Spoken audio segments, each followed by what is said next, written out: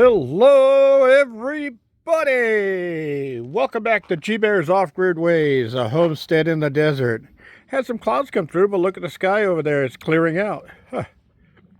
Interesting. Yeah. Look at that dark streak running through the cloud. Gee, Skyriders are getting fancy. They're using colors now. Hey, I call these sheep herder clouds. When these come around, there's usually a storm behind them. I thought those were going to bring some rain because they were all cluttered up over there by the mountains, but they're all breaking up right now. Sun's popping back out again, getting ready to go down. It's a nice day. I'm out with shorts and a t-shirt, and they get along. You know, a t-shirt, you know why they call it a t-shirt? T stands for Tyrannosaurus. You know that because it's got short arms. Oh, I know. All right, all right. Okay, so let's see. Let's do a little bit of off-grid wisdom. So, you're planning on moving off-grid. You think it's going to be all fun and games. You think you'll have nothing better to do than to sit around and play Parcheesi with your friends and neighbors. Oh, I'm sorry. Excuse me for laughing. I've been out here going on 10 years pretty soon, and guess what? It's not like that. When you come out here with ideas in your head that you're going to have all kinds of free time to do all of your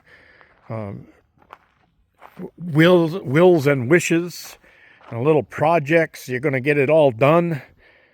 Don't let it disappoint you. Don't fall apart. Don't get frustrated. When you're out here, nothing is taken for granted.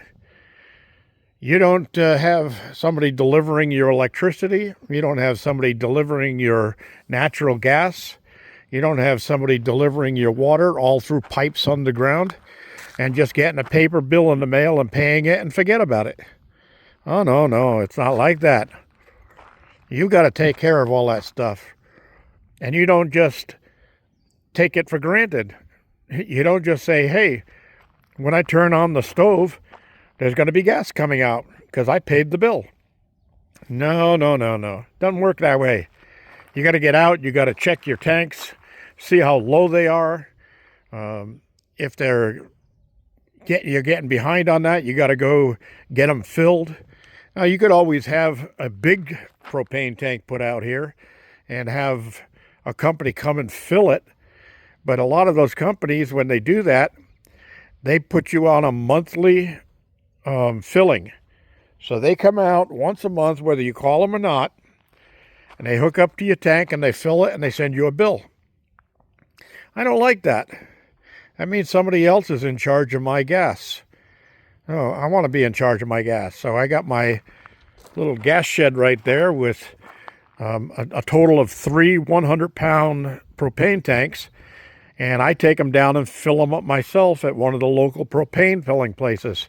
Now, granted, I do have to drive probably 24, 25 miles each direction to go fill up propane tanks. But I don't have to do it very often. And I just try to make it on a day where I'm going to be doing other things in town anyway, so it's not just a designated single trip just for propane. Because when you do that, you're not paying just for the propane, you're paying for the gas in your vehicle to go pick it up. Now, if you're going to do that, you got to plan ahead. A little bit of wisdom.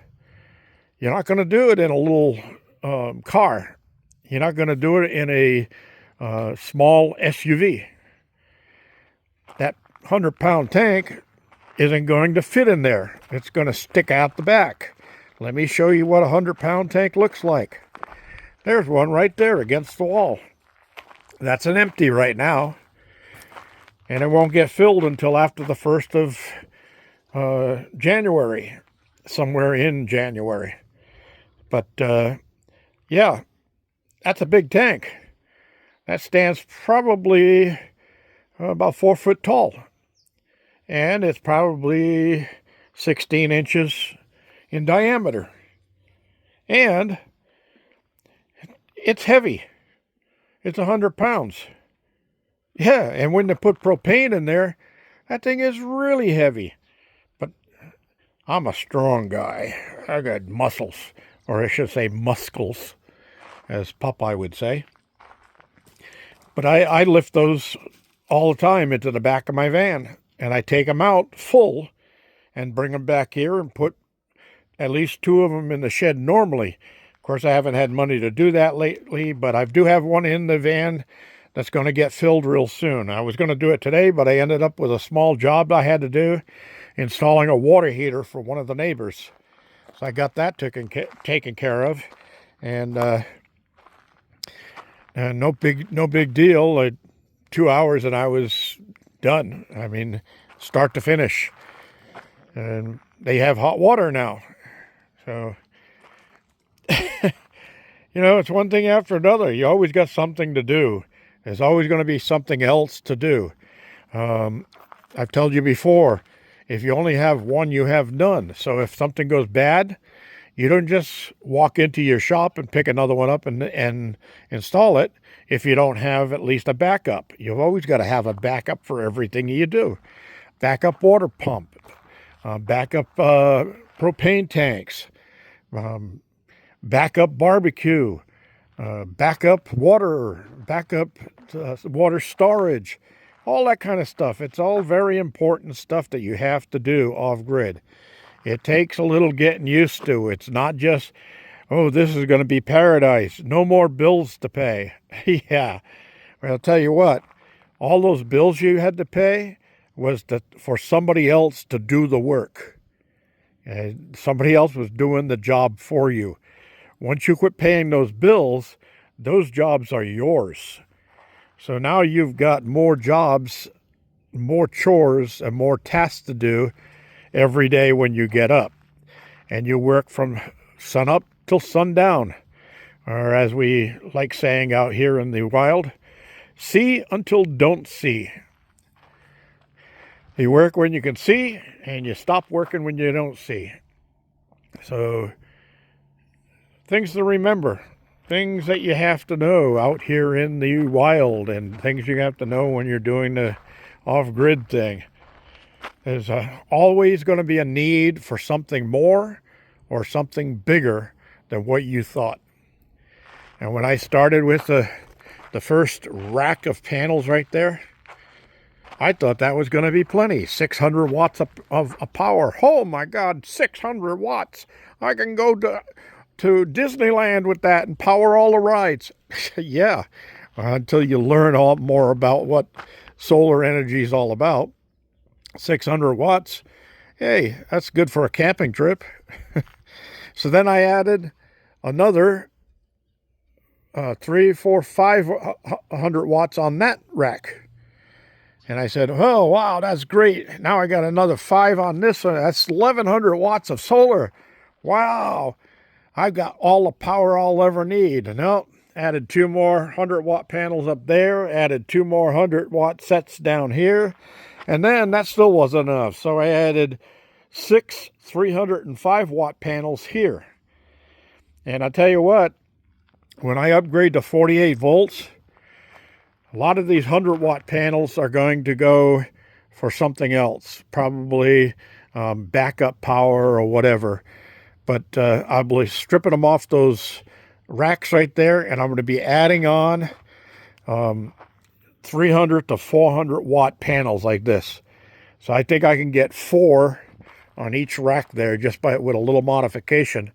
So I can put 4 times 400 there, 4 times 400 there. That's 16. That's 16. That's 3,200 watts on those. And then I've got 1,800 watts here. So I'll be 5 kilowatts. Hey, all this little stuff, that's all going to go away. I don't need it. Okay, I like the amorphous panels for a little extra electricity, but as I learned, that's not the way to go. And if I'd have spent the money in the first place when I had it, I'd be well off right now. Of course, I'm glad I didn't buy LifePro 4 batteries back then, because the same batteries I can buy now for $149 for a 12 volt, 12.8 volt, 100 watt amp hours, or 1280 watt hours. I could buy that battery now for $149. Back when I started this, that battery was $900. Yeah, big time difference. They came down over the years. I think my friend Andy paid $400 for his, $400 a piece for his, for two of them. And yeah, there's a lot of stuff you got to learn when you're moving off grid. It's not all fun and games. You don't have your whole life worries disappear. It doesn't happen that way.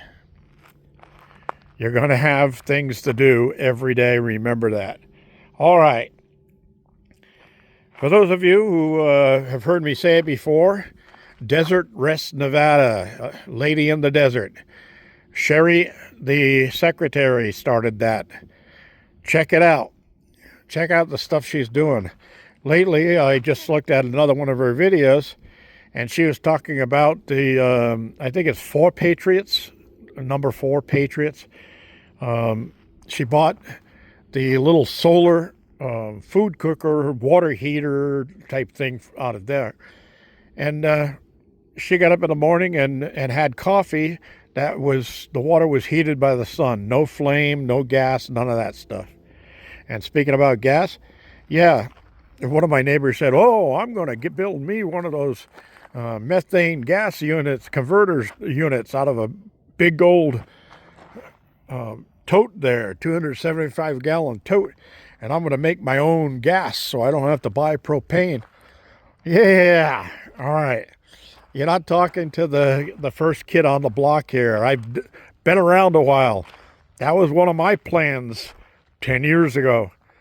As I did more and more research on it, well, it's okay. You can make the methane, but then you've got to get it into something that's going to compress it so that you can push it out of there into your barbecue, your heaters, or whatever.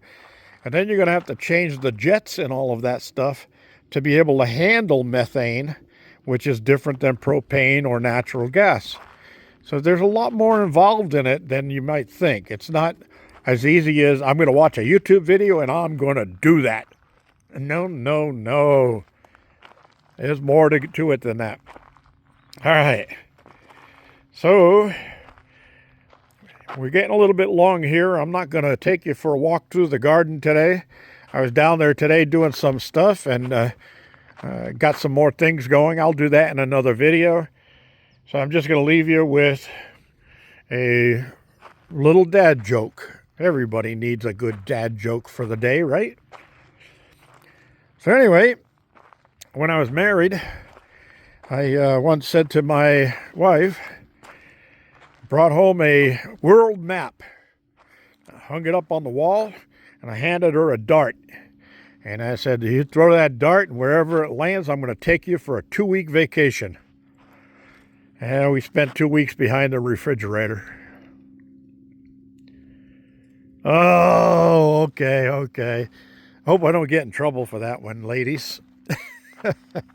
Yeah, and ladies, come on, get some of your friends on this channel. The men are really taking over on this channel for the subscriptions. I looked at my stats. I'll see if I can get that up and post it for you. But, geez, the men on my stats have really taken over the world, and you women are little tiny things down at the bottom. Yeah, come on, you want to get equal with these guys. Get in there. Call some of your friends. Say, hey, let's build up this guy's subscriber count and get some more women on there. All right, everybody. I want to thank you all for joining me. This is G Bear signing off.